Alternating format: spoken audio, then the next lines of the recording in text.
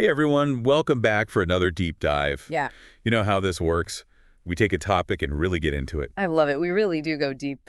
And today we're diving into something that really sits at the intersection of faith and science. Ooh, I like where this is going. The potential health benefits of Salat. And we'll be looking at a 2020 research review called A Review of the Literature on the Health Benefits of Salat, Islamic Prayer. Okay, so looking at what research has shown about how this pillar of Islam might actually be good for us. Yeah, and it's not just about feeling good spiritually. Yeah. There's research suggesting potential positive effects on mental and physical health, even cardiovascular health. Wow, that's fascinating. I'm really interested to hear more. Me too. Yeah. So to start off, we all know Salat is the second pillar of Islam, but it's more than just a religious ritual, right? Absolutely. It's a beautiful blend of physical postures, Yeah. mental focus, and recitation of Quranic verses. Yeah, and that combination, it actually ties into this growing field of mind-body medicine. It's so interesting how ancient practices are now being validated by modern science. Right.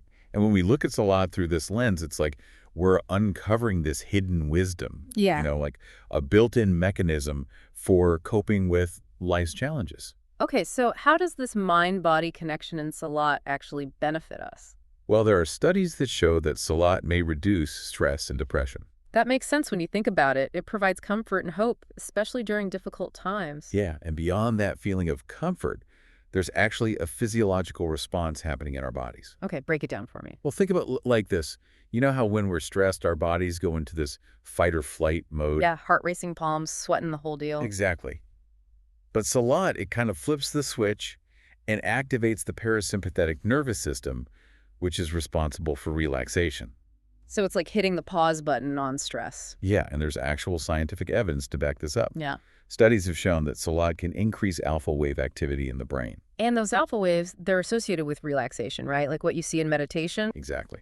And it's not just anecdotal. There was even a study on Muslim nurses who face high levels of stress, and those who prayed regularly reported higher levels of life satisfaction. Wow, so even in demanding environments, Salat can help build resilience. It's pretty amazing. Now let's shift gears a bit and talk about the brain, the neurological benefits. Oh, okay, so we're moving from the heart to the head. Exactly. And the research suggests that the repetitive movements and mental engagement of Salat could be beneficial for cognitive function. So it's like a workout for our brains. I like that. Yeah. And one posture in particular has got the attention of researchers, sujood, or prostration. Right, where the head is lower than the heart.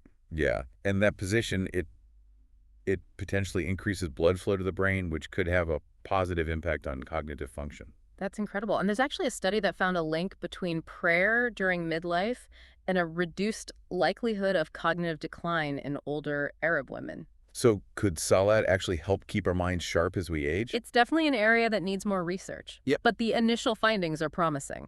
Really promising. And it's not just mental sharpness. Another study found that those who regularly perform Salat have better dynamic balance than those who don't. Interesting. So Salat could be contributing to both mental and physical agility. It seems that way. Yeah. Now let's move on to another crucial aspect of health, cardiovascular health. Okay. The heart of the matter, so to speak. Right. And there's growing evidence that links religious involvement to lower rates of heart disease. Which makes you wonder if Salat might play a role in this. Exactly. The movements involved in Salat can be considered a form of light exercise, which we know is good for the heart. Makes sense. And the meditative and social support aspects of congregational prayer can also contribute to overall well-being. Right. And that has a positive impact on cardiovascular health as well. So it's like a holistic approach to heart health. It is. And there's research that measured heart rate and blood pressure during different Salat positions. Okay, what did they find? Well, standing had the highest heart rate and prostration had the lowest. It's amazing how these postures can impact our physiology. That's really cool. And what about blood pressure? Studies have shown that Muslims who pray regularly tend to have lower blood pressure. Wow, so there's a measurable connection. It seems like every aspect of Salat is designed to benefit us. Okay, now let's talk about muscles and bones. This should be interesting. I know Salat involves a lot of movement. It does. Salat engages most of the body's muscles and joints, making it a gentle form of exercise suitable for people of all ages. It's like a full body workout, but in a very gentle and mindful way. Exactly. And the repetitive movements of Salat can improve muscle flexibility and tone. So it's not just about cardio. Nope, it's a full package. Hmm. And there's a study that compared the prevalence of knee osteoarthritis in Muslims and Buddhists. Okay, and what did they find? Muslims had a lower prevalence, possibly because of the deep knee flexion involved in Salat. That's fascinating. It really highlights how a practice rooted in faith can have such tangible physical benefits. Speaking of tangible benefits, let's delve into a slightly different area, rehabilitation. Okay, I'm intrigued. How does Salat tie into rehabilitation? While research suggests that the gentle movements and psychological benefits of Salat could be incorporated into rehab programs for various conditions. You mean because it's low impact and adaptable? Exactly. It can be modified to suit different abilities, making it a valuable tool for those recovering from neurological or musculoskeletal impairments. And it promotes both mental and physical well-being. Right. The researchers even highlighted the potential benefits of Salat for specific conditions, like cervical spondylosis, which is a common neck condition, and even erectile dysfunction. Wow. It's amazing how Salat can potentially touch so many aspects of our health. It truly is.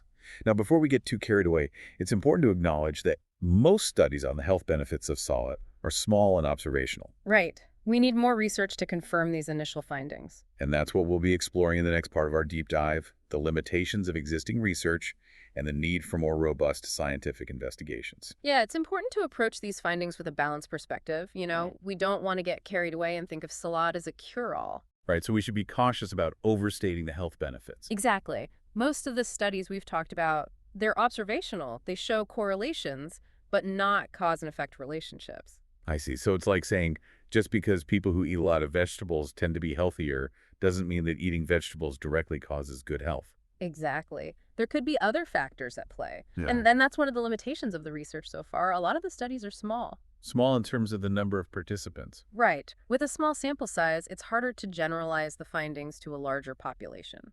Okay, so we need larger studies with more participants, and we also need longer-term studies. Absolutely. We need to see how Salat impacts health over time, not just in a snapshot. Like a long-term study that follows people for years and tracks their health and their prayer habit. Exactly. That would give us a much clearer picture of the long-term benefits. And it's not just about sample size and duration. We also need to consider all these other factors that could be influencing the results.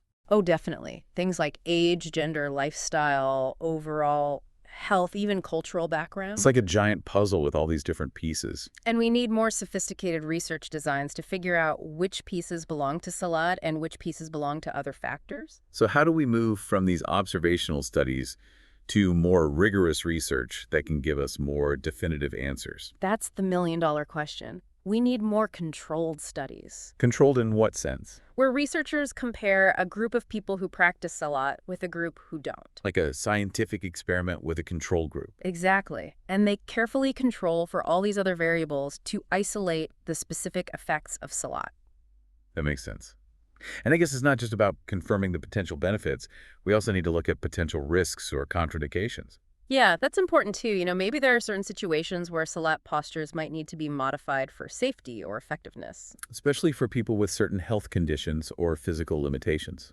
Exactly. We need to make sure that Salat is practiced in a way that promotes well-being for everyone. So it's about personalized approaches to Salat. Absolutely. And this is where collaboration between medical professionals, religious scholars, and researchers becomes so important. To develop evidence-based guidelines and recommendations. Exactly.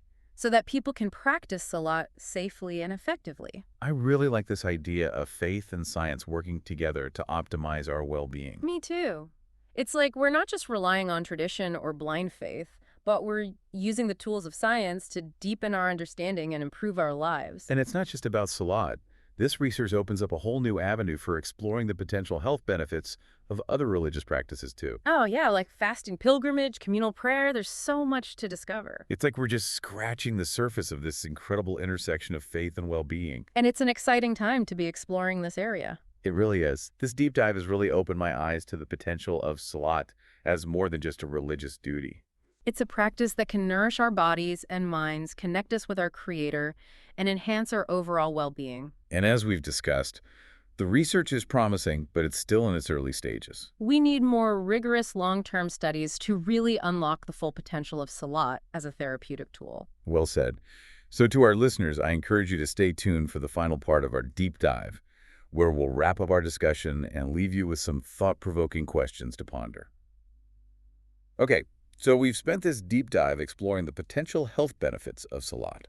We've covered a lot of ground in body medicine, the research on how it affects our mental, neurological, even cardiovascular health. Yeah, but as always with these deep dives, we end up with more questions than answers. Well, that's the beauty of science, right? It always leads to more questions, more things to explore. So let's talk about some of those questions.